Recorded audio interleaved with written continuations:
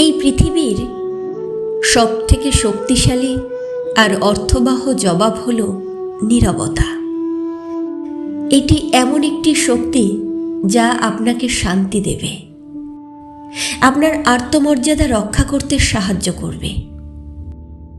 কখনো কখনো আমরা এমন মানুষের মুখোমুখি হই, তাদের বোঝানো সহজ নয়, যারা আমাদের প্রচেষ্টার মূল্য বুঝতে অক্ষম।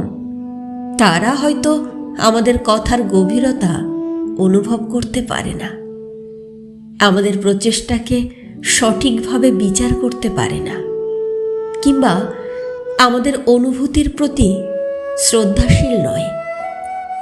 তাদের প্রতি সবথেকে কার্যকর প্রতিক্রিয়া হল নীরব থাকা।